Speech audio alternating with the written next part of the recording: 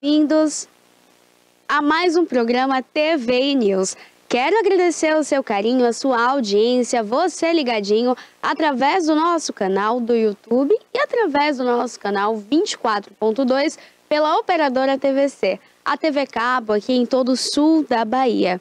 Olha, você não esquece, dá para também instalar através da galeria de aplicativos o nosso app. Por lá você assiste ao nosso programa, os nossos quadros diários, que falamos sobre saúde, bem-estar, qualidade de vida, direito, aquele assunto polêmico com especialista. Então, aqui tem política, cultura, a gente fala um pouco de tudo. Tem o dia da indicação de filme, aquele dia mais leve, com poesia, com cinema, com arte. E você aí de casa não vai perder. Por isso, instala o nosso aplicativo, por lá você consegue então conferir toda a nossa programação. Dá para assistir ao vivo. Dá para assistir ao vivo a nossa programação ou também através das nossas reprises. Dá para pausar, acelerar, dá para voltar, tudo isso a um clique do seu tablet, computador ou smartphone, no conforto do celular, indo ao trabalho, levando as crianças na escola, aonde e quando você quiser. Então instala o TV Play Brasil e não perde nada da nossa programação. Não esquece também de nos seguir através do nosso Instagram, TV Play Oficial. Por lá você consegue conferir toda a nossa programação com trechos de entrevista, um pouco também aqui dos nossos bastidores em nossos stories. Afinal, somos uma grande família e neste ano de comemorações, um ano de aniversário da TVI, são 20 anos contando a sua história e tendo você aqui como parceiro, como parte desta grande família. Por isso, não esquece. Inscreva-se aqui em nosso canal, ativa também o sininho, porque todos os dias entramos ao vivo com notícias da Bahia, Brasil e do mundo e partilhamos aqui, olha, eu e você juntinhos. Hoje a gente tem o que? As presenças especiais de toda quarta-feira. Tonezinha com o PQP trazendo aí muitas notícias e a Abraham Feldman também em mais um quadro Entenda Direito. Bom dia, Toné. Bom dia, Abraham. Bom dia, Pérola. Bom dia a todos. Bom dia, doutor Abraham. PQP tem muita novidade. Distribuição de peixe em Itabuna, que muitos dizem que isso é uma tática eleitoreira. Vamos ver. Pesquisas que continuam dando desaprovação do governo Lula muito alta. E ainda a comunicação do Estado que mudou o secretário e vai agora investir 1 bilhão na comunicação, para mostrar o que não fez. E temos ainda também um assunto muito polêmico, que realmente deixa a gente muito triste. O espetáculo A Paixão de Cristo tem 5 anos que não é exibido aqui em Itabuna. Cadê a FIC? Bom dia, Abraham. Bom dia, Pérola, bom dia, Toné. Hoje vem com assunto aí,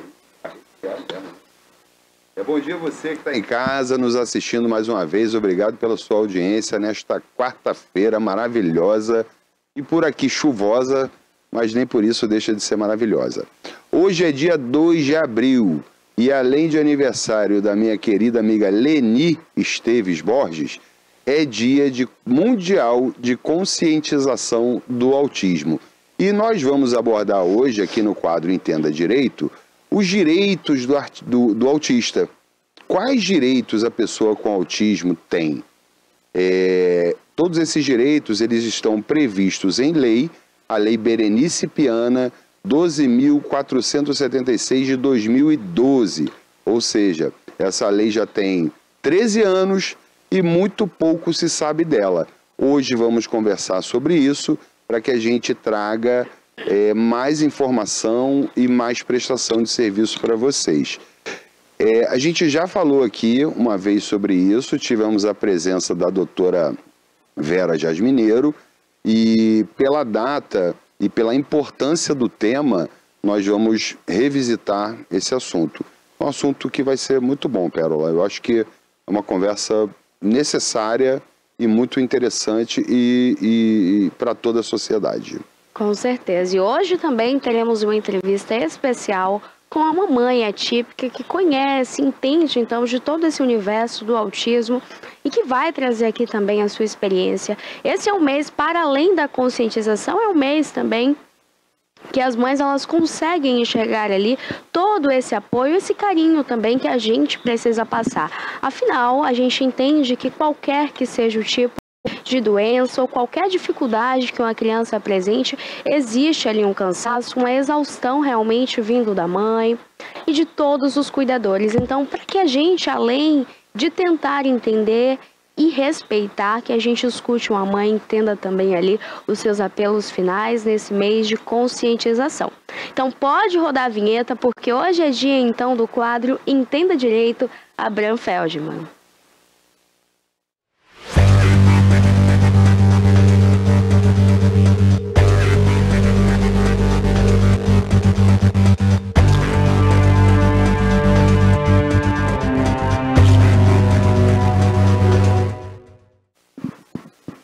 Vamos lá, gente, que o assunto é extenso e importante. Em 2012, foi instituída a Política Nacional de Proteção da Pessoa com Transtorno do Espectro Autista. Essa lei foi batizada como Lei Berenice Piana e, além de instituir a política, ela trouxe uma série de direitos às pessoas com esse transtorno, tá? Falar que a pessoa é autista é um conceito que já está ultrapassado. Hoje a gente fala da pessoa com autismo, né, para que não haja a rotulação daquela pessoa. Então a gente usa a expressão de pessoa com autismo. E essa lei, né, que instituiu essa política, ela visa inserir a pessoa com TEA, né, que é o transtorno do espectro autista, na sociedade, de forma que ela possa se desenvolver plenamente dentro de todas as suas limitações e de suas capacidades. Então é de extrema importância. Eu vou citar aqui algumas diretrizes dessa lei. A intersetorialidade no desenvolvimento das ações políticas e no atendimento às pessoas com esse transtorno, tá? A participação da comunidade na formulação de políticas voltadas para essas pessoas e o controle social da implantação dessas políticas. Isso aqui é interessante, Pérola, porque leva a sociedade a participar disso, né? Então a sociedade, a mãe, o pai, o irmão, os familiares, os amigos das pessoas que possuem o autismo, né, o transtorno do espectro autismo, eles participam da formulação dessa lei e participam também do controle da efetividade da implantação. Então trouxe não só obrigações e deveres para o poder público, mas também para as pessoas, né? As famílias são a base da sociedade brasileira, conforme descrito na Constituição. E por esse motivo, como as famílias são as mais afetadas, quando se tem alguém com esse transtorno em suas famílias, é necessário que ela esteja presente também, tanto na formulação das políticas, quanto no controle da implantação. Além disso, trouxe para o setor privado diversas obrigações também, como atenção integral às necessidades da saúde. Isso aí a gente fala para o setor privado e para o setor público, os hospitais públicos e os hospitais privados também. E aí a gente inclui os planos de saúde, né, que tem que entregar, né, o tratamento adequado e necessário àquela pessoa, tem que custear isso. Eu já vi que você quer perguntar alguma coisa, né? Quero. Caso, então, o plano de saúde ele se negue a fornecer esse atendimento, o que uma mãe pode fazer, por exemplo, ou responsável pela criança com o transtorno? Começa assim, tem que haver a indicação médica de determinado tratamento ou determinada terapia. Não há, que eu saiba, não há qualquer procedimento, né, cirúrgico ou não cirúrgico, é mais tratamento mesmo, feito com psiquiatras, psicólogos e demais profissionais da área de terapia. Fisioterapia também, porque é um transtorno que ele pode afetar de diversos modos a pessoa.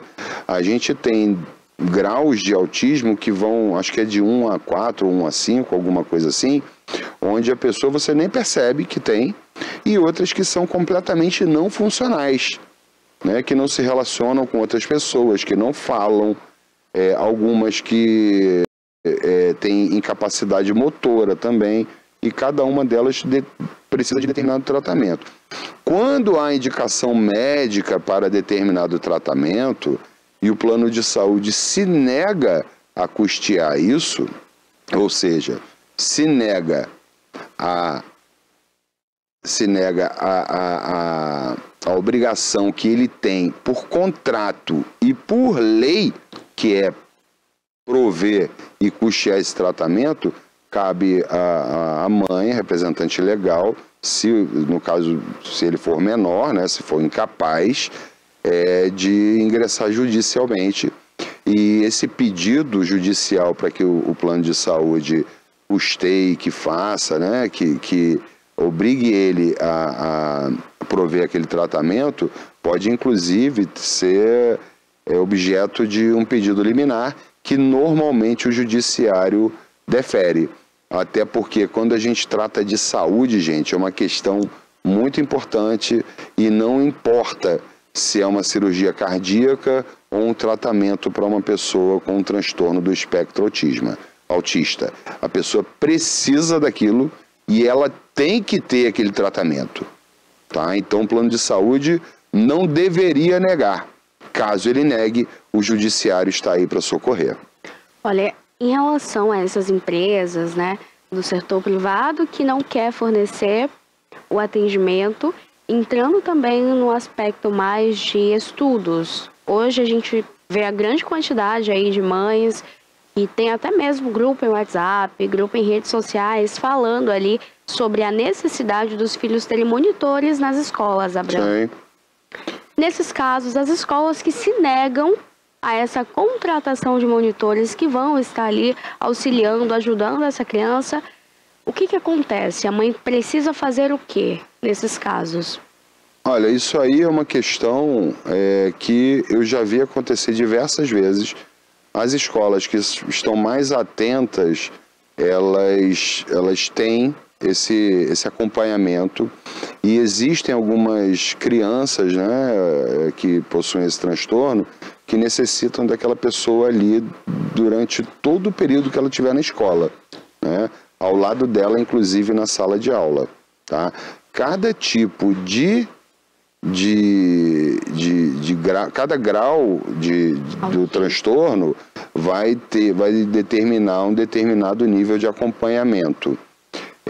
As escolas, elas são obrigadas a ter isso, sim. É uma obrigação que essa própria lei trouxe, ela inovou no ordenamento jurídico trazendo isso, e eu já conheci escolas que atenderam a isso, porque ela sabe da importância da inserção na sociedade daquela pessoa. Ali não se trata de formar as pessoas ditas normais ou as ditas diferentes, se trata de formar pessoas. A gente busca levar igualdade a todas elas, para que elas tenham oportunidade de se desenvolver plenamente e de serem pessoas realizadas. E isso só é possível através de políticas efetivas e positivas, como é o que acontece.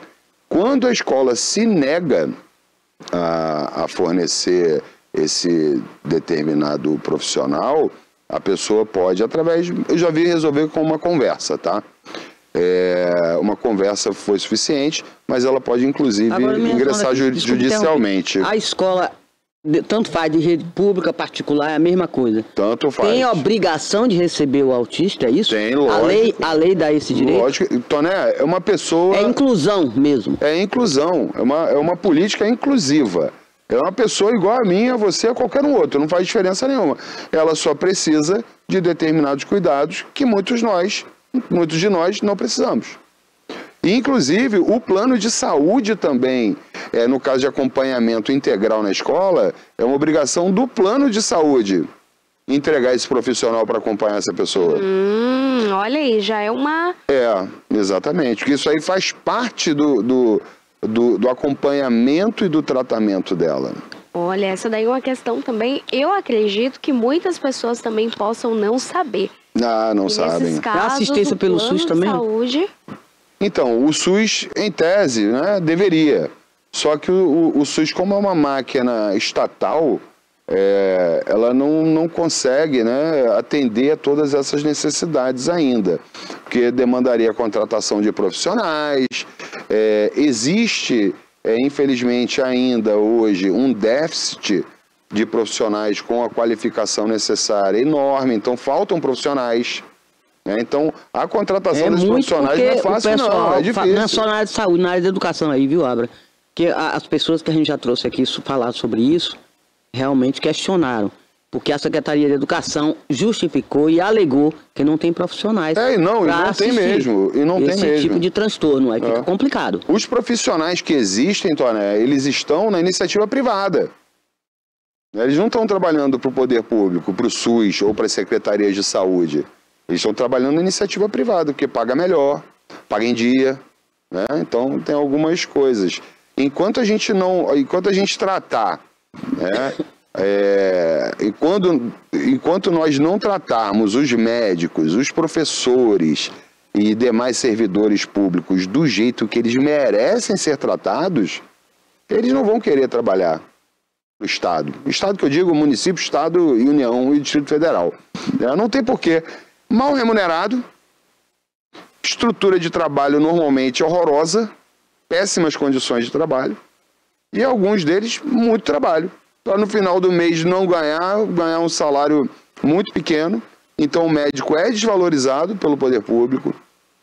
O professor, então, da mesma forma, e assim, o professor, ele é a pessoa que forma o médico. Forma todas as profissões. Que forma todas as profissões. Enquanto não houver a valorização do profissional que entrega aquilo que é o mínimo que o Estado deve levar ao indivíduo, ao cidadão, que é saúde, segurança e educação, esse é o mínimo que o Estado deve entregar.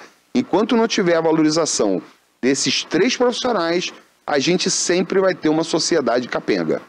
Sempre.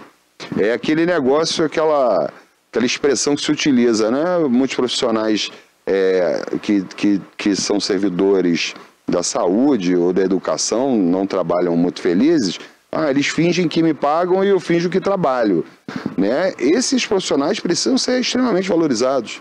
Bom, mas o assunto hoje não é esse. Isso aí a gente fala um outro dia e eu nem gosto muito de tratar desses temas, embora me traga uma certa revolta. Mas sobre o que a gente estava falando, na política que a lei trouxe, ele trata aqui no inciso 8º do artigo 2º, nas diretrizes ainda, ou seja, diretriz é para ser seguida pelo Estado, por todo mundo. Tá? E aqui presta atenção, você que está nos ouvindo. Eu vou ler aqui a lei letra a letra. O Estado deve, conforme o inciso 8º, né, incentivar a formação e capacitação de profissionais especializados no atendimento à pessoa com transtorno do espectro autista, bem como a pais e responsáveis. Não é fácil, eu vou falar primeiro da família, não é fácil você ter filhos com um transtorno, dependendo do grau. É dificílimo para uma família. Você vai entrevistar aqui uma pessoa daqui a pouco que pode ser que ela esteja numa condição assim, os graus menos, né, onde a pessoa tem uma capacidade maior, já não é tão difícil assim, embora ainda assim tenha algumas dificuldades. Então você capacitar os pais para como agir com os filhos é de extrema importância. E eu gostaria, Toné, que é muito envolvida na questão do que acontece, Você já viu algum treinamento, algum curso de capacitação destinado a pais que tenham filhos com transtorno do espectro autista? Nunca ouvi falar. Pois é, a gente deveria ter ouvido falar, isso deveria ser permanente, que os diagnósticos disso, o número disso, surgem e aumentam dia a dia. Abra, e no termo de educação, desculpe de novamente interromper, a gente sempre está trazendo aqui pessoas, mães, inclusive, que têm filhos autistas, não é isso, Perola? E elas falaram, tem uma que tem uma filha que tem 2 anos que não vai à aula porque não tem. Você não tem pessoa capacitada para atender. Tem 2 anos, não é isso, Perola? Foi isso que a mulher denunciou aqui. Então, aí cumpre ao Estado... Aí vai o quê? Pode processar? Deve processar. Deve processar. E exigir que tenha. Exigir que tenha. É um dever do Estado. É um dever do Estado, exatamente. É um dever do município, do Estado e da União. Que você está falando de creche. Mas existe também pessoas autistas que chegam com autismo, perdão aqui, que chegam a doutorado. E às vezes eles precisam de determinados cuidados. Essa pessoa que a gente fala, que a gente imagina, né? Quando você fala da pessoa com transtorno do espectro autista, a gente pensa na criança. Mas não. Sim, a gente tem adultos também. Isso. E às vezes eles precisam de determinados cuidados. Aí o Estado também tem que proteger também quando chega na idade adulta? Então não fala de criança. Fala de pessoa com transtorno do espectro autista. Aí não fala sem identidade? Não fala limite de idade, não nada aponta, disso. Não. E assim, a pessoa, né, dizem que a pessoa assim, mais que rica do mundo... Essa assistência, tem que ser desde a parte da infância, até a adolescência, até a idade adulta. Até sempre. A pessoa pode precisar disso sempre. Inclusive tem benefício assistencial para aquela pessoa, caso que se a família não tiver uma condição financeira boa, né? E aqui a lei diz, eu acho que é meio salário mínimo por a renda per capita inferior a meio salário mínimo, ela tem direito a um benefício de prestação continuada de um salário mínimo para ajudar na compra de medicamentos, na compra de alimentação adequada, que muitas delas precisam de alimentação adequada. Mas voltando ao que ao que a gente estava falando, o homem mais rico do mundo, dizem, né, que tem um grau, que tem um transtorno do espectro autista. O mundo voltou a ser Elon Musk. Então, é dele mesmo que eu estou falando. Dizem que ele tem o transtorno do espectro autista. Então não é porque o indivíduo, a pessoa tem esse transtorno, que ele vai ser incapaz, improdutivo, um peso para a sociedade. Ao contrário. Existem alguns que são gênios, eu lembro de um caso que eu vi eu gosto muito do Discovery Channel, né? Ali passam as coisas interessantíssimas. E tinha um rapaz autista, né? Na época ainda se usava essa expressão, que ele era músico. E ele tinha um dom para quase todos os instrumentos. Ele ouvia uma música, tipo um concerto de Chopin no piano, bastava ele ouvir aquilo uma vez e ele conseguia reproduzir aquele concerto de 20, aquela música que levava 25 minutos inteira, sem qualquer erro. Os gênios da matemática, alguns deles que desenvolveram algoritmos e logaritmos inimagináveis, eram pessoas que foram consideradas, às suas épocas, autistas também. Então a gente não fala que são pessoas que são um peso para a sociedade. Ao contrário, elas podem sim, às vezes, trazer dificuldades para a família, mas uma boa parcela dessas pessoas, se desenvolvidas as habilidades delas, habilidades natas, elas podem ser de uma utilidade impensável para a nossa sociedade. Exatamente. Inclusive, falando ainda nessa questão aí da capacidade, eu conheço 2 pessoas que têm autismo, é um grau de autismo severo.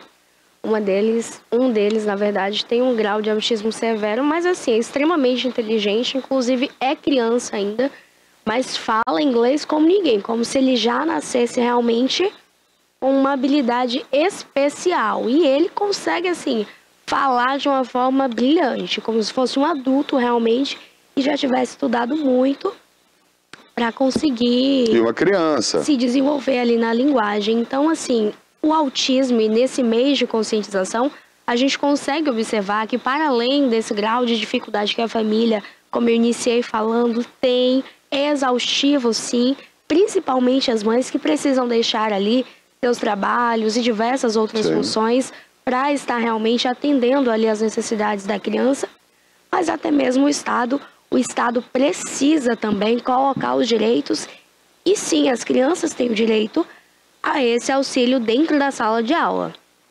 A gente recebeu aqui um grupo de mães atípicas e elas fizeram inclusive esse apelo, um apelo e denúncia falando sobre as filhas que estavam em casa e não iam à escola. Uma outra que nesse início de ano letivo, ela tentou, foi até a escola, fez a matrícula, comprou os materiais da criança e a criança agora está impossibilitada também de ir à sala de aula porque não se tem o profissional. E quando a gente fala de não ter o profissional qualificado, de não ter essa mão de obra, a gente se questiona por que não capacitar justamente os pais. Inclusive, uma dessas mães, ela levantou também essa hipótese e um pedido. Já que não tem esses profissionais qualificados, por que não dar esse suporte e as mães ficam na sala de aula, as mães podem auxiliar ali os professores com essas crianças? E isso está na lei. Exatamente. Isso está na lei, capacitar os pais. Quando a gente vem para a prática, infelizmente, a gente ainda sente. E quando fala sobre lei, a gente tem o SUS, né? Que tem aí direitos extraordinários ao ser humano e garante uma vida digna a todos. Mas que quando vem para a realidade, a gente sente essa carência, essa dificuldade, que infelizmente só vai mudar quando a gente começar realmente a cobrar o Poder Judiciário. Porque senão vai continuar da forma que está. A criança, ela é impossibilitada de estar ali em sala de aula, convivendo com diversas outras, aprendendo, aprimorando também as habilidades que ela tem. Ela é uma criança como qualquer outra. Existe o autista não verbal, existe o autista verbal, e que mesmo sendo não verbal, ele consegue ter ali também um grau de aprendizado maior ou igual ou menor a uma outra criança. Então, assim, cada caso é cada caso, mas independente do grau de autismo, a criança tem direito de estar em sala de aula, é um direito que não pode ser negado e, claro, os pais têm que continuar batendo. Eu achei, assim, particularmente muito bonito o pedido da mãe para que a justiça, sim, concedesse para que ela estivesse na sala de aula ajudando o filho dela e não só o dela, também dando suporte a outros que necessitassem. Então, eu queria entender até mesmo isso, Abraham.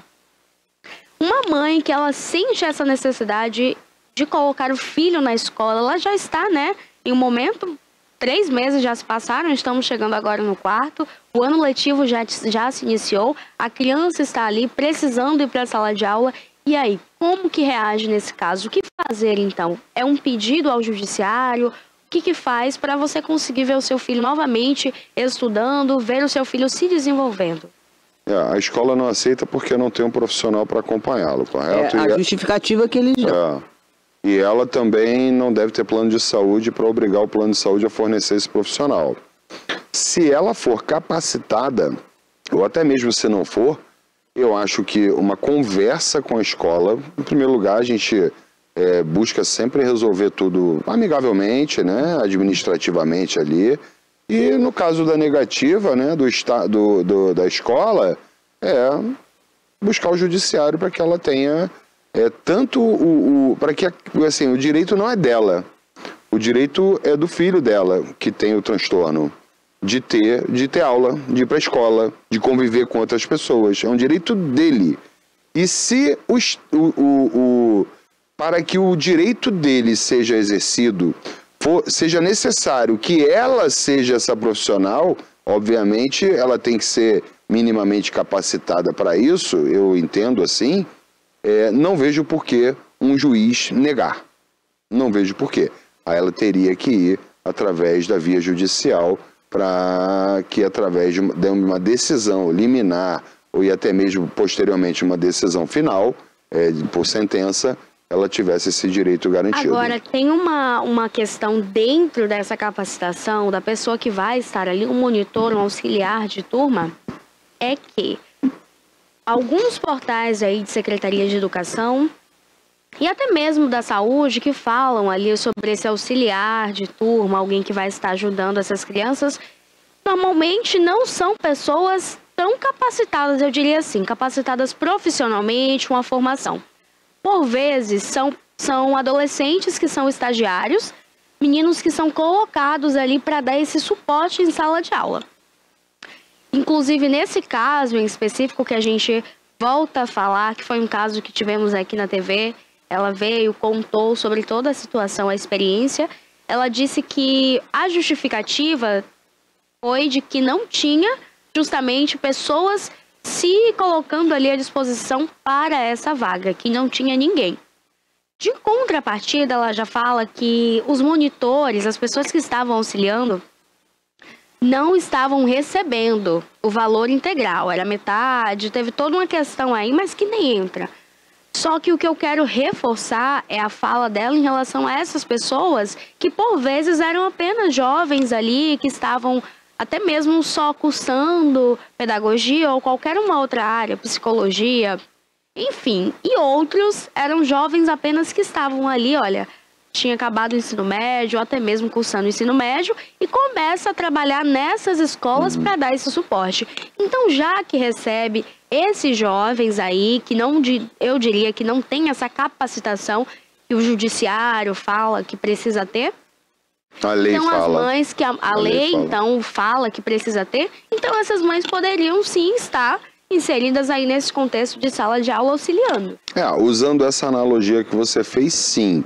Embora isso, na minha visão, como jurista, né, como operador do direito, eu vejo que a pessoa precisa ser capacitada, tá? Eu compreendo que as próprias escolas, ou um grupo de escolas, porque você fazer um programa para toda uma rede escolar estadual deve ser uma coisa extremamente complexa. Programa de capacitação para profissionais para atendimento a alunos com transtorno do espectro autista. A metodologia é muito complexa. A metodologia é muito complexa. Não, então, em vez disso, a gente pode ter cursos menores, núcleos menores, sei lá, pega as escolas estaduais somente daqui de Itabuna ou de Ilhéus, capacita os professores, algumas pessoas para atuar naquelas escolas ou até mesmo para atuar em outras. Então, é necessário, a gente fala de um país que é continental, né? Então, o que seria mais fácil? A gente agir localmente, criar um núcleo de capacitação de Itabuna e Ilhéus, por exemplo, ou da região cacaueira, sei lá, do Recôncavo Baiano, do Oeste Baiano, alguma coisa assim, do Pará, de algumas regiões, e para que formasse profissionais a partir daí. A gente pensa a gente age localmente, mas pensa globalmente, né? Se fosse implementado, que você implementar um programa de capacitação a nível Brasil, vai levar 5 anos para planejar, outros 5 para começar a botar em prática, para executar talvez mais outros 5 anos depois. Então, estamos falando de 15 anos. Se a gente agisse com núcleos menores, isso poderia começar daqui a 3 meses. E aí, mais rápido, e aí eu atendo a lei, e aí eu atendo a sociedade. E as mães, elas podem participar disso. Talvez ela não necessariamente vá cuidar do filho dela. Ela pode cuidar do filho de outra pessoa. Enquanto outra pessoa cuida do filho dela. Que aí pode ter até uma questão ética, né? A mãe cuidando do filho pode não ser bom, porque ela pode levar determinados cuidados que superem os cuidados técnicos que aquela pessoa, que aquela criança deva ter. E isso aí deve ser tratado com muita seriedade. Então, essa carga emocional que talvez a mãe leve ao acompanhar o filho, talvez não seja bom. Isso é só um pensamento meu que não vale de muita coisa, né? Mas que vale a exposição disso. Eu quero ter uma pergunta, viu, Abra? Toné, sem aquelas perguntas casca grossa aí, pelo amor de Deus, viu? Hoje eu vou amenizar um pouco. Sobre a questão de bullying. Geralmente que eles sofrem bullying. Uma pessoa, uma criança normal já sofre, imagine uma pessoa que tem espectro autista, né? Uma criança, um estudante. E aí, quando tem esse bullying por parte dos alunos numa determinada escola, quem seria o alvo do processo? Os pais desses alunos foram identificados, o professor que não tomou providência, ou a escola? Qual seria o alvo do processo? Quem seria? Toné, a prevenção, a prática do bullying é uma obrigação das escolas.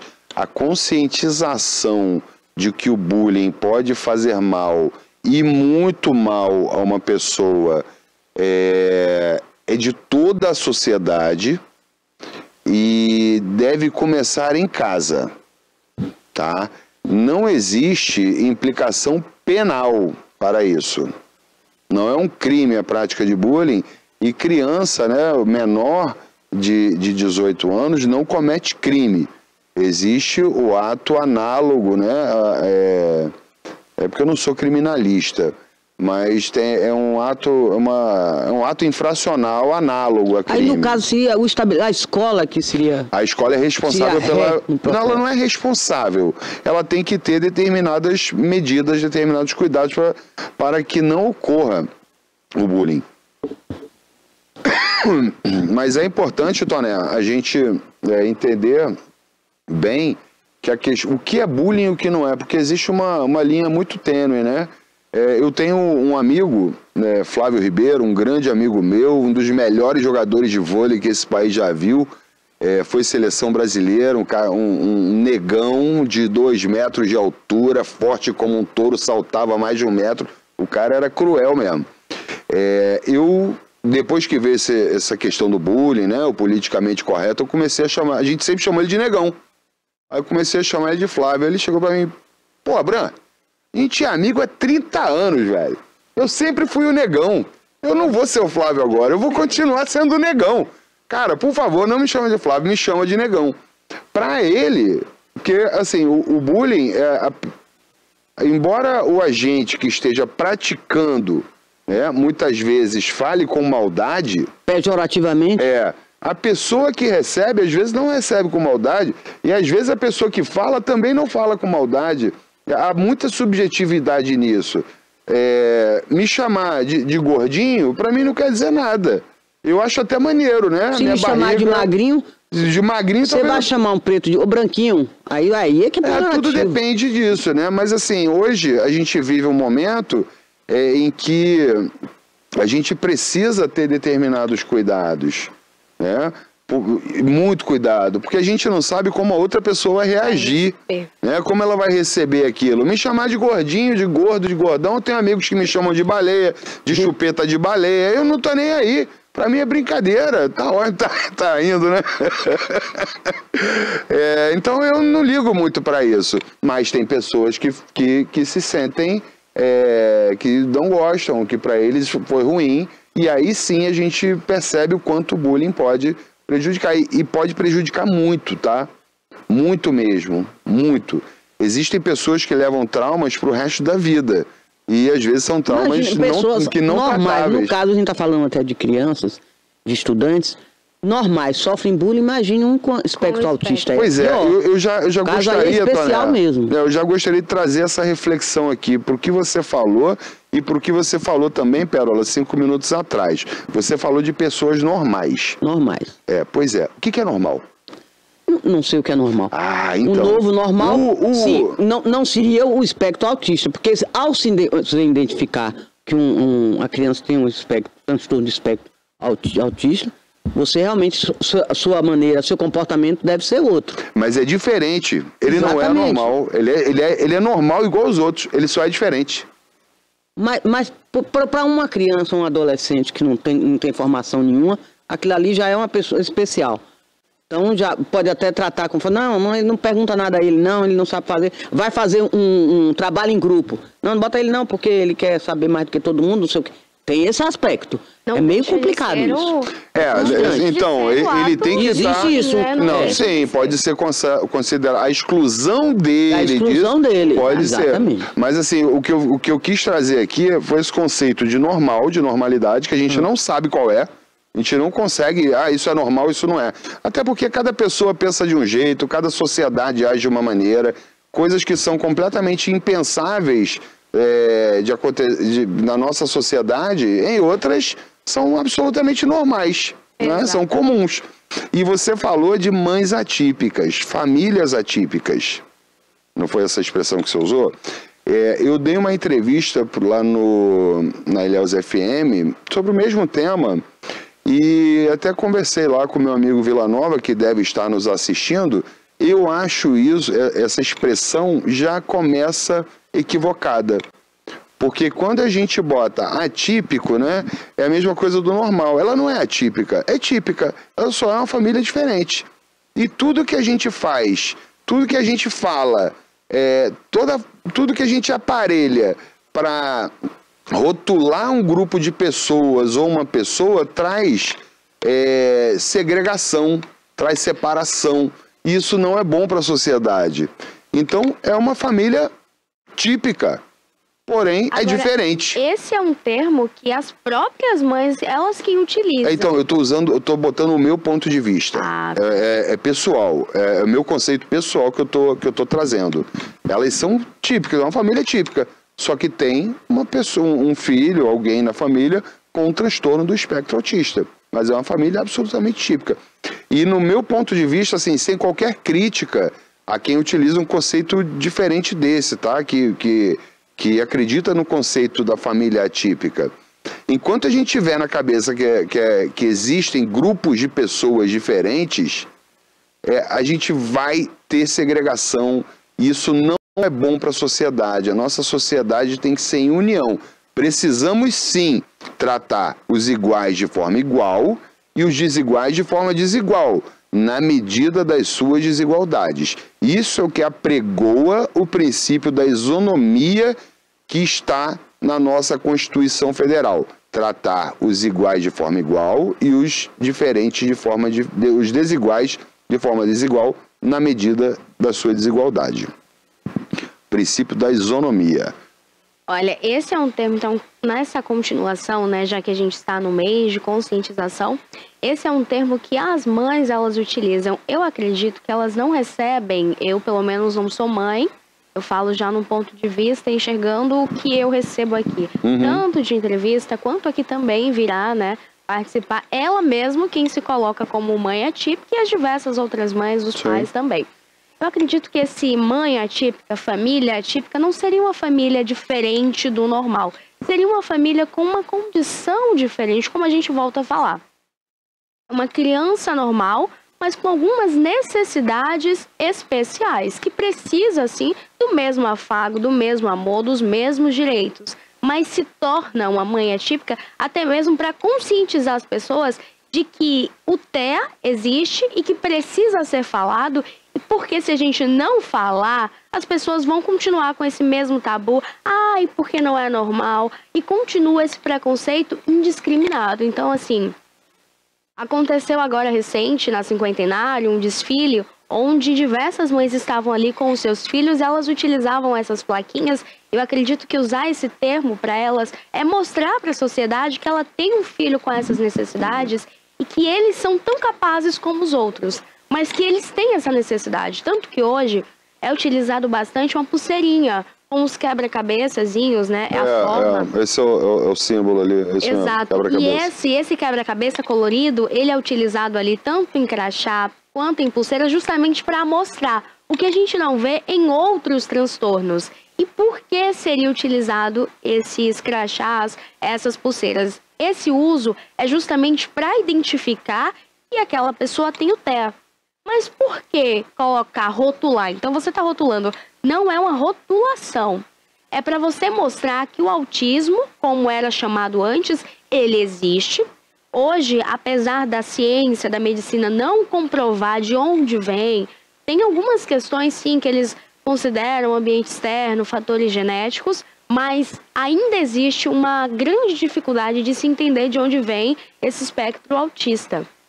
Então, por isso, é utilizado essa pulseirinha, é utilizado esse crachá. Não é para diferenciar aquela criança da sociedade, é para dizer que ela é normal, mas que você tem que entender. Ela é tão normal como você. Então, às vezes, o comportamento que a gente acredita que seja diferente de uma criança, por exemplo, eu vou utilizar aqui algo que é bem comum no espectro autista. Às vezes a criança não gosta de barulho, aí está em público, e às vezes a pessoa que não consegue se conscientizar já se estressa, já fica nervoso, faz um comentário ali ofensivo, ou a criança demonstra ali algum comportamento que para você, que tem, né, um pensamento de que todos serão normais, acredita que aquele comportamento seja errado, seja errôneo ou que não quer aceitar, aquela criança, ela tem um tipo de transtorno. Então, se conscientize que ela é normal, mas ela tem um tipo de transtorno. Você querendo aceitar ou você não querendo aceitar. Então, por isso que ela vai estar com aquela pulseirinha, com aquele colarzinho bonitinho para uma forma de identificação. Mas é terrível esse rótulo, eu acho, porque você já olha com a pele, já é diferente. Aí o tratamento vai ser diferente, eu já não concordo com isso. Eu, por vezes, complicado, acredito, né? Que eu, por vezes, tô, né, no mundo que a gente vive hoje, que as pessoas fazem, né, essa discriminação toda, é necessário sim. Por quê? Porque às vezes a criança chora, a criança faz algo ali e que as pessoas não conseguem entender e não aceitam, acha que é uma birrinha e não é uma birra. Então a mãe fica até constrangida. E quando você entende, olha, tá com a pulseirinha ou tá com cola, entendeu? Eu acho que as pessoas compreendo com você. Produção, tem mais 5 minutos, porque eu gostaria de falar sobre os direitos do autista, que o assunto estendeu. Eu gostaria de falar disso. É possível, produção? Nem respondeu, acho que não. Tá, 3 minutinhos. Ó, eu concordo com tudo que você falou, respeito, entendo e compreendo, mas mantenho o meu ponto de vista. Não são atípicas, são típicas, são normais. São normais.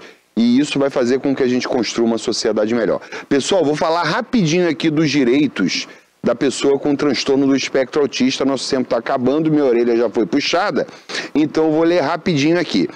O artigo 3º da Lei Berenice Piana entrega alguns direitos. Vamos lá. O inciso 1, a vida digna, a integridade física, moral, o livre desenvolvimento da personalidade, a segurança e o lazer. Já o inciso 2 fala a proteção contra qualquer forma de abuso e exploração. O inciso 3 diz o acesso a ações e serviços de saúde com vistas à atenção integral às suas necessidades de saúde, incluindo o diagnóstico precoce, ainda que não definitivo, o atendimento multiprofissional, fonoaudiólogo, fisioterapeuta, psiquiatra, psicólogo, pedagogo, tudo isso, a nutrição adequada e a terapia nutricional, porque algumas dessas pessoas não conseguem se alimentar normalmente, os medicamentos, que também é um dever entregar esses medicamentos, um dever do Estado, uma obrigação estatal, e informações que auxiliem no diagnóstico e no tratamento. O inciso 4 já traz a educação, ou seja, ele tem o direito à educação e ao ensino profissionalizante. A moradia, inclusive a residência protegida, caso aquela família não dê conta ou não queira, porque muitos pais não querem aquela criança, ele pode inclusive mudar de lá, tá? Ao mercado de trabalho, então existem políticas para que sejam contratadas pessoas com esse transtorno, e a providência social, né, tal, e outras coisas. E acho importante mencionar aqui também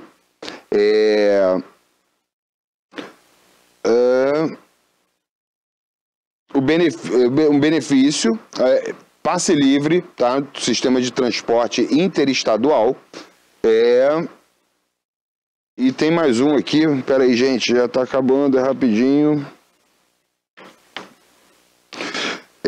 Meia entrada para shows, e tem direito também a, dependendo do caso, aposentadoria com tempo reduzido, dependendo do grau, tá? Meia entrada para shows e direito a um benefício assistencial de um salário mínimo para as famílias consideradas de baixa renda. Pessoal, vou me despedir antes que me cortem. Obrigado, desculpa a correria do programa de hoje, mas é um assunto legal e acho que discutimos muito bem e precisamos discutir isso muito mais para que a sociedade saiba mais e exija mais. A você, um muito obrigado e um beijo. Beijo, Pérola. Beijo, Toné. Um abraço.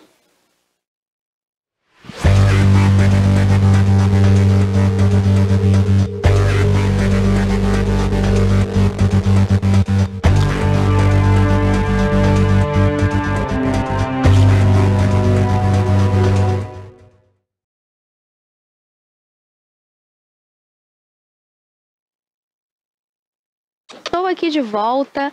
Vou bater um papo com vocês. Já já a gente vai conversar aqui, então. Donezinha tem muita novidade aqui pra gente também. Ela trouxe aí, olha, diversos assuntos e dessa vez aqui também de Itabuna. Donezinho, o que você trouxe pra gente hoje? Olha, primeiro a gente vai falar aqui sobre a Paixão de Cristo. É um assunto realmente que nos interessa. A Paixão de Cristo é um espetáculo que vem sendo encenado há muitos anos aqui em Itabuna, décadas, e é patrocinado e é promovido pela FIC, a Fundação Itabunense de Cultura e Cidadania. Só que, desde 2019, que não há esse espetáculo. Não sei por quê. Esse governo atual, essa gestão municipal, nunca encenou o espetáculo A Paixão de Cristo. É um espetáculo muito bonito, espetáculo religioso, claro, e que sempre ele é exibido, na sexta-feira da Paixão. A última foi feita na Praça Camacan, percorreu as várias estações e terminou com a crucificação de Cristo em frente à sede da FIC, que hoje ainda continua lá abandonada. Isso é outra história. Mas teve um ano, acho que foi em 2017 ou 2018, se não me engano, que foi no estádio Luiz Viana, que hoje chama Estádio Fernando Gomes. Levou mais de 3 mil pessoas. Um acontecimento. Reúne mais de 80, quase 100 pessoas no elenco, entre atores e figurantes. Tem atores como Eva Lima, até Ramon Vone já fez parte. Eva Lima, que fez Maria, tem a Larissa Profeta, teve também Alex Francis, que fez o Cristo. Só que eu não entendo por que da FIC não encenar a Paixão de Cristo. Desde 2019, foi o último ano, ainda na gestão do prefeito Fernando Gomes. 2020, o prefeito não fez, não sei por quê. E daí em diante, nunca mais. Mais de 4 anos, 5 anos. São 5 anos que não existe mais a Paixão. E é um espetáculo que leva a população para a rua. Vem gente de fora para assistir. É um negócio bonito. E, inclusive, tem outro aspecto. Tem todo o vestuário, todo o guarda-roupa do espetáculo, que fica guardado sob péssimas condições. Está armazenado. Eu me lembro que uma vez lá foi terrível.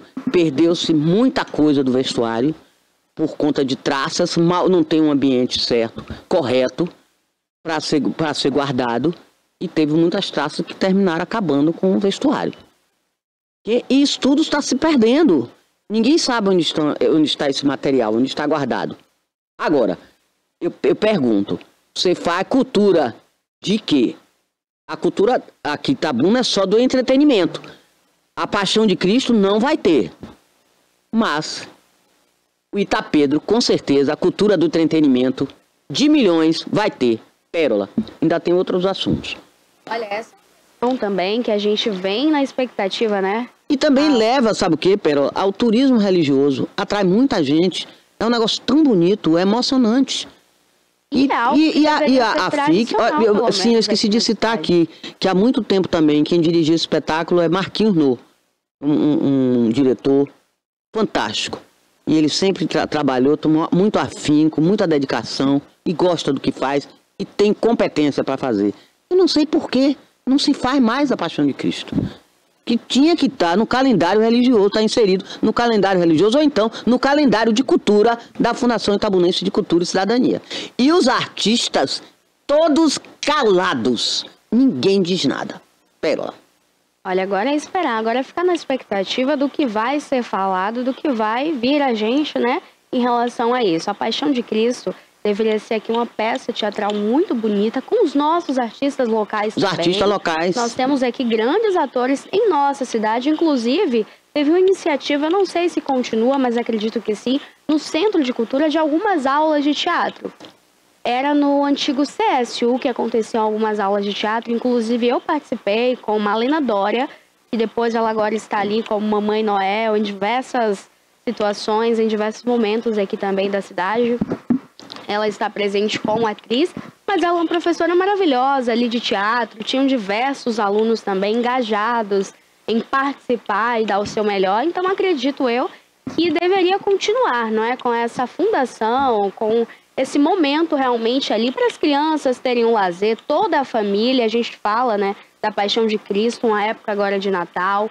Deveria estar em nosso calendário religioso como algo cultural, mas que já que a prefeitura agora não consegue colocar, a gente fica no aguardo, na expectativa para que o próximo ano... Sim, e o investimento não é tão grande, tão grandioso assim. O Itapedro é milhões. Então, por que não fazer? Faça os dois. Tem público para todos os dois. E tem público também. Pessoas aqui na cidade. Agora também, eu não sei porque a diocese também não se mete nisso. Mas o pessoal da paróquia do Nossa Senhora Gorete, Maria Gorete, fazia também um espetáculo desse. Bem menor, claro, uma dimensão bem menor. Mas fazia também. Eu não sei se, não lembro, Pérola, se o ano passado eles fizeram, eles encenaram o espetáculo. Mas o importante é a FIC. Você faz, depois você deixa de fazer? Não. E outra coisa também, o elenco, como você falou, que artistas locais, trazia muita gente também de fora. De Léo, tudo, figurantes, muito, porque tem muita gente. É um espetáculo muito, muito grandioso. É quase 2 horas de duração. E é bonito. E é feito no meio da rua, como foi feito no estádio, e dessa vez foi uma exceção, mas foi feito também na rua. Foi bonito, o povo todo acompanhando os artistas. Foi lindo. Um negócio bonito, Paixão de Cristo. Que era feito tradicionalmente, realizado na Sexta-feira da Paixão. Esse ano não vai ter, claro. Ninguém diz nada. Todo mundo quietinho, calado. Olha, e hoje a gente tem uma entrevista aqui também muito especial. Eu irei conversar então com Malina Neida, a nossa conhecida então Neida Macedo, que é a blogueira, ela é mamãe do Miguel. E hoje, nesse dia especial de conscientização então do autismo, a gente vai bater um papo aqui então, entender sobre quem é Neida e mamãe Neida. Bom dia, Neida, seja bem-vinda. Bom dia, meu amor, bom dia a todos. Obrigada. Olha, primeiro eu queria entender, Neida, mamãe de Miguel, me conta aí essa experiência, quem é Miguel, conta pra quem tá em casa, conta aí sobre seu relato de gestação também. Então, ser mãe de Miguel é muito especial, né? Ser mamãe atípica, na verdade, é muito especial. Eu fui mãe aos 18 anos, né? Tive Miguel já vai fazer 7 aninhos já. E foi uma gravidez, assim, um pouco conturbada, né? Que a gente não pode, né? Mas também foi muito gratificante. Eu acho que foi o melhor ciclo, assim, da minha vida, foi ter gerado Miguel. Miguel, pra mim, ele sabe... Quando você tiver um filhinho, você vai saber do que eu tô falando. Mas a gestação de Miguel foi bem tranquila também, eu não posso negar. Mas é isso, ser mãe dele pra mim eu fico até sem palavras pra falar sobre Miguel. Olha, coloca a imagem aí então do Miguelzinho pra quem tá em casa então. Tem quantos anos, Miguel? Miguel tem 6 anos, 6 aninhos, vai fazer 7. Olha, primeiro eu queria entender então a gestação. Pós-gestação, você descobre ali em qual momento. Olha que galeguinho bonito, hein, Toné? Tá aparecendo aqui na tela pra gente um galeguinho bonito, todo charmoso, de óculos, todo no charme. Então me conta, a partir de qual momento você descobre ali então o espectro autista? Então, todo bebezinho, ele sempre tem as características, né? Por exemplo, ao mamar, Miguel não olhava no meu olho. Miguel, a gente chamava muito o nome dele e ele não respondia. Miguel começou a ter as estereotipias, que né, balançar bastante as mãos, o chamar, o jeito de brincar com os brinquedos, que era totalmente diferente. Ele pegava um carrinho, em vez dele passar o carrinho, ele só queria brincar com a rodinha. Começou a andar também nas pontas do pé. A fala que foi e ainda demorada. Hoje, Miguel solta algumas palavras, mas não tudo. Ele sabe chamar mamãe, mas ele não sabe falar assim, mamãe, eu quero água. Não, ele me pega e me leva até a água para pegar a água para ele. Então, assim, eu acho que foi todo tipo, assim, de gestos que ele fazia. Aí foi quando eu, o pai dele, a avó também paterna, que era muito presente, notamos essa dificuldade, né? E a gente achava que com o tempo iria melhorar. Eu acho que a gente que é mães de autista, mães atípicas, que não aceitam eu acho que a gente tem muito disso. Achar que o tempo vai melhorar, que com o tempo vai, né, se soltar. Mas acaba que não. Acaba que quanto mais tardar, mais pior vai ser o quadro do autismo. Miguel mesmo, ele no início, ele tinha o grau 1. Hoje Miguel está no grau 3 de autismo, né? E a gente também está com desconfiança de TDAH. E logo após, assim, todas essas características, a gente procurou uma neuro. E foi aí que começou tudo, né? O diagnóstico, saber que era mamãe de autista, entender o que era o autismo. Eu não tinha muita, sabe, eu nova e já era mãe atípica. Então aquilo ali pra mim foi bem assustador. No início foi um pouco assustador. Olha, eu queria entender então agora a sua experiência como mãe, porque de fato, Miguel, ele é uma criança muito bonita, por sinal muito inteligente ali, olha, ele fazendo as atividades dele. Agora me conta, como foi receber o diagnóstico e iniciar esse tratamento? Foi a partir de quando ali que vocês falam, vamos iniciar, procurar por ajuda médica, para que Miguel consiga ter esse desenvolvimento dele? Então, Miguel com 2 anos, né, a gente já achava que era por falta de escola, que ele não ia para a escola, não ia para a creche, o contato com outras crianças também era bem pouco. Então, a gente primeiro, antes de levar na neuro, a gente tentou, né, fazer esse contato, tentar levar para poder estudar essas coisas e outras.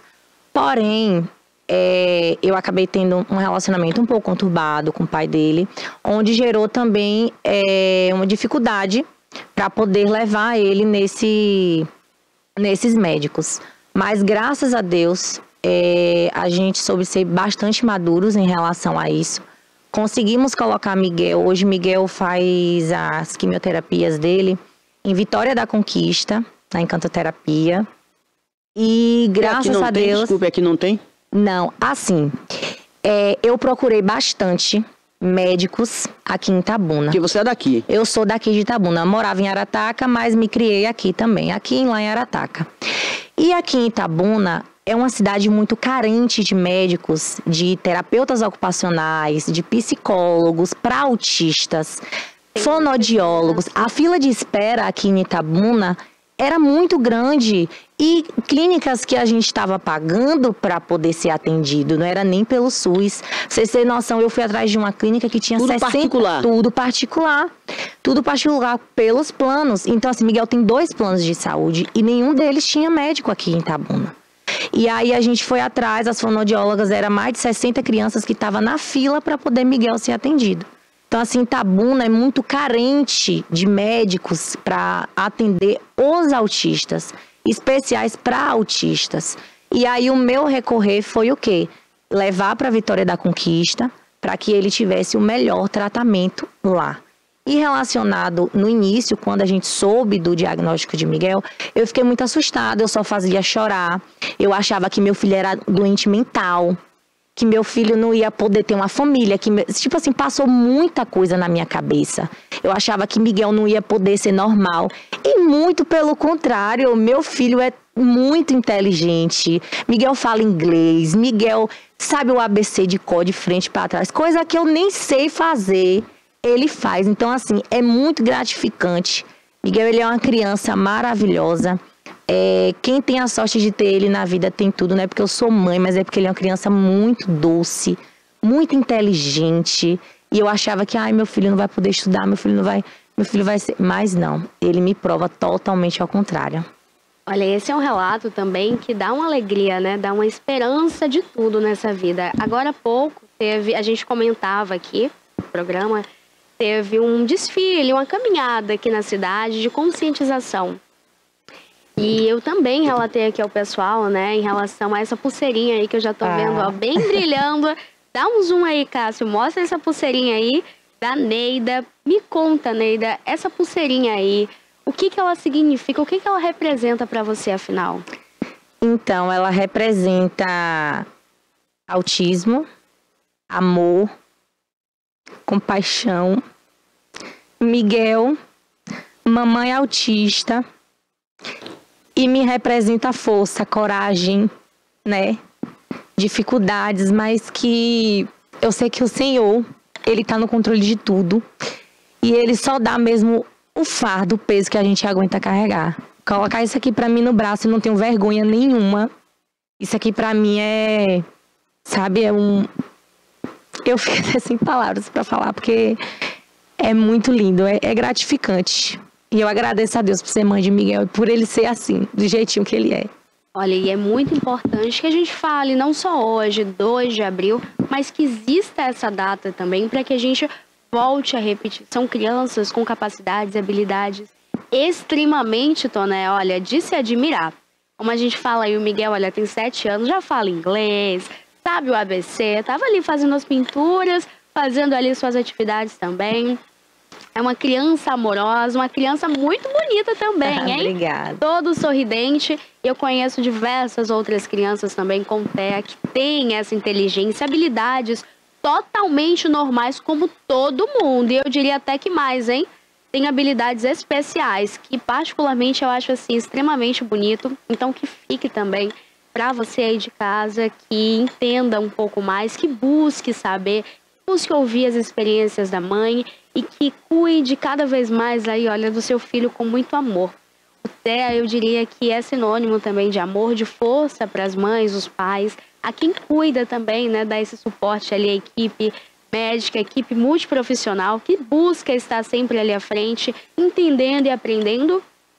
E fica um apelo também para que esses profissionais, eles estejam cada vez em busca de estar se capacitando, né, Toné? Para que a gente consiga, então, diminuir essa fila de espera. Quando a gente fala em 60 crianças na frente, sim, é uma quantidade muito grande. É um absurdo a gente ficar nessa espera para algo que poderia ser resolvido, olha, com mais profissionais capacitados em atendimento nessas clínicas, seja particular ou no SUS. E a gente fala ainda de uma realidade que é particular. E quando a gente vem para o SUS, a gente encontra ainda mais descaso e a gente precisa falar e a gente precisa cobrar as autoridades, a gente precisa buscar agora aí também a política que coloque, amplifique também, olha, cargas horárias a esses profissionais para que eles estejam competentes cada vez mais, né, Tona? Em sala de aula também é algo que a gente bate na tecla.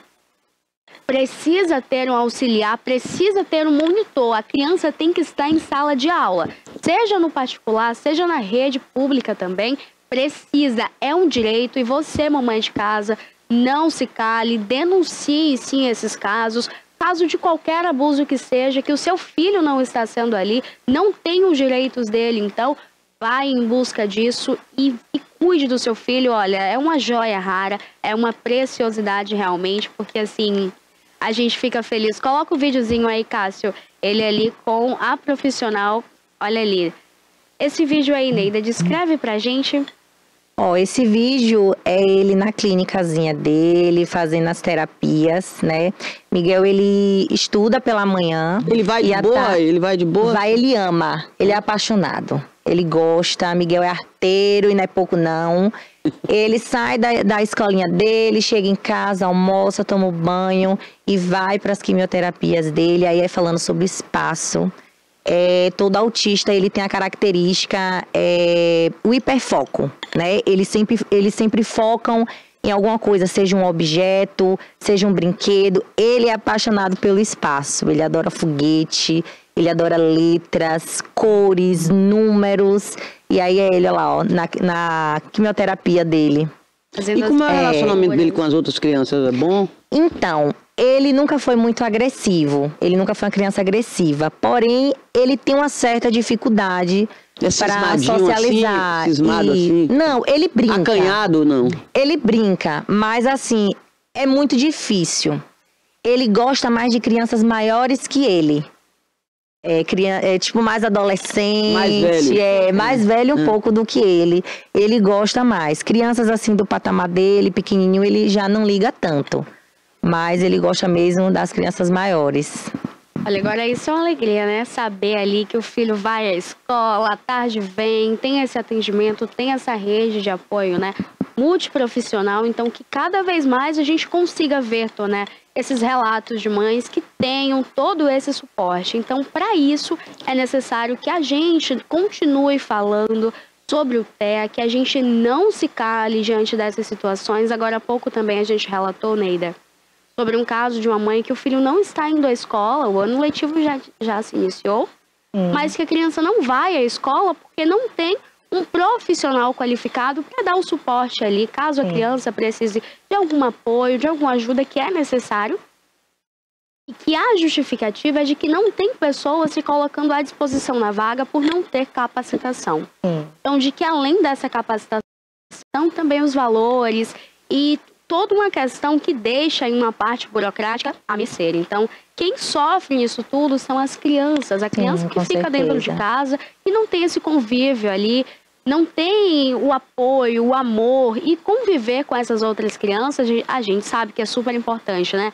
São crianças ali com diversas outras realidades, cada um com um jeitinho, então que cada um vai aprendendo com o outro, vai dando o suporte. E quando a gente vê a criança já está aí, olha, um adulto com capacidades, assim como qualquer um outro, porque o autismo, ele tem capacidade, assim como eu, assim como você. E a gente bate aqui na tecla, a gente passou a manhã inteira falando também sobre os direitos também, e não podem se calar. A gente não pode se calar diante nenhuma dessas situações. Agora, uma outra coisa que eu quero falar com você, então, aí, olha, mamãe atípica, blogueira, como é que concilia aí, então, Neida? Como é que faz ali? Miguelzinho gosta também já de rede, gosta de foto ou não? Antes de eu entrar nesse assunto, eu queria deixar uma pauta aqui também, falar relacionado ao pedir, né? Hoje é o dia 2, né, da conscientização do autismo, mas eu queria pedir que, além do dia 2, que os políticos, né, daqui da cidade, tenha compaixão, piedade de outras mães, porque hoje eu tenho a condição de dar uma terapia boa para o meu filho, de dar uma escola boa para o meu filho, mas eu sei que tem muita mãe que está aí assistindo que não tem essa condição de colocar numa escola melhor, né, de ter um tratamento melhor. Então eu venho assim pedir a vocês uma assistência de saúde melhor, né? Então assim eu venho pedir, né, aos vereadores, aos prefeitos, governadores, quem estiver assistindo, que tenham compaixão, que procurem mais pessoas, né, capacitadas para poder atender esse tipo de criança. Meu filho mesmo no início, eu morria de medo de colocar Miguel na escola pública, porque eu tinha medo de outras crianças baterem nele, das pessoas não ter paciência com ele, porque é muito difícil hoje você encontrar na escola particular pessoas que ajudem, quanto mais na escola pública. Então, assim, para você que está assistindo, tenham recursos, peguem os recursos para contratar esse tipo de profissionais, porque eu tenho condições, mas tem muitas outras mães que não têm medo de pôr a criança e acabar acontecendo o pior. Então, para você que está assistindo, tenha essa compaixão, contratem esse tipo de profissionais públicos para escolas públicas, para que nossas crianças venham crescer, venham se desenvolver e que elas sejam felizes, né? Porque tem muitos pais, muitas crianças que hoje acabam tendo uma dificuldade maior por não estudar, por não ter uma condição de comprar um remédio melhor. Hoje Miguel ele faz o uso do Respiridon, né, que também não é uma medicação barata, mas vamos ver o SUS para poder entregar também esse tipo de medicação, né, para as crianças. E é isso, é o meu apelo aqui para as mamães autistas. Esse é um apelo que a gente continua engajado, que seja uma corrente forte, né? Não só no dia 2 de abril, mas por todo o ano, em todos os meses, até porque a gente sabe o quanto essas mães elas estão ali dispostas a dar todo o amor, todo o carinho, todo o suporte, mas que necessita que os seus direitos, olha, eles consigam ser aí garantidos. Bom, como a gente estava falando, me conta aí então, como é que tá ali Miguelzinho? O Miguelzinho gosta já das redes, gosta das fotos? Então, né, tô aí na rede social, 27 mil seguidores, graças a Deus, muito engajamento, né. Miguelzinho, assim, ele não é muito de câmera, não. Ele é no momento dele. Quando ele quer tirar uma foto e tal, ele sorri, mas ele não é muito de fixar, olhar. Hoje em dia ele já dá uma fixada mais, ele gosta mais. Mas é isso, às vezes a gente posta vários videozinhos, eu mostro a rotina da gente, quando a gente viaja, quando a gente tá junto, mas ele gosta também. Olha, isso é muito bom também, né? A gente vê ali, porque para além de influenciadora, você mostra esse lado mãe também. Sim. E mostra força a essas mães que te seguem e que por vezes se sente exaustivo, como você disse, recebeu o diagnóstico, abriu o chão, né? Como se você enxergasse que ali o mundo do seu filho parou, que tudo acabou. Mas que quando vê uma mãe ali sendo feliz, tendo esses momentos de alegria, quando vê a criança se desenvolvendo, e principalmente por você ter essa influência nas suas redes sociais, passa essa força para outras mães, para outras mulheres. Em relação a essa influência, como é para você então aí? Recebe muita mensagem ali das mães? Recebe? Como foi trazer isso para as redes sociais, Neida?